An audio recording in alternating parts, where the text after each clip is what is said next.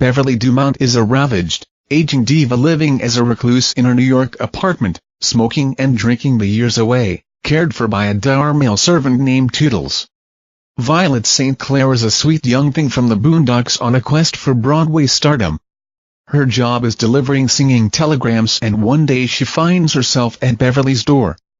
After that, this being a Sisters Grimm production, it all gets quite insane. Creators Ash Flanders and Declan Green have a great deal of fun playing with this classic Hollywood setup. Their show is full of references to classic movies, flights of high Capri, sudden shifts in mood and very clever gags, often done with a single line, a brief gesture or a quick glance at the audience. Like all fine parody, the tone is often highly respectful, even while it seems to be relentlessly taking the piss. But the genius of this piece is the extent to which it goes beyond parody and beyond drag. Not that that wouldn't have been enough. The ingenue Violet is played by Flanders with a beautiful initial sweetness and then a gradually emerging monstrousness that is revealed in a series of theatrical surprises. Beverly is played by the great Paul Capses with a serious commitment to the reality of the diva cliché that is wonderful to watch. The world created is both comically familiar and startlingly new. The mockery is only on the surface, like a wig, a lovely dress or a face made up like a mask against the world.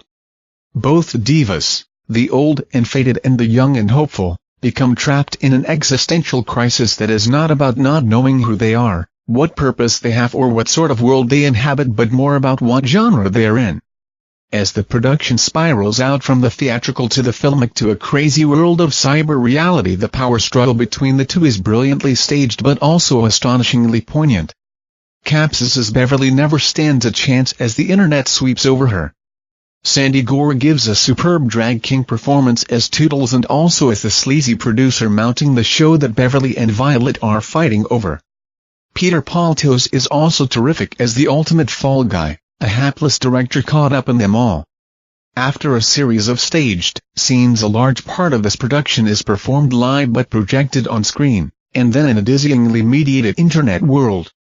The designers of all this multimedia wizardry are David Fleischer, Katie Svitkidis, Jed Palmer, Matthew Gingold and Matthew Greenwood.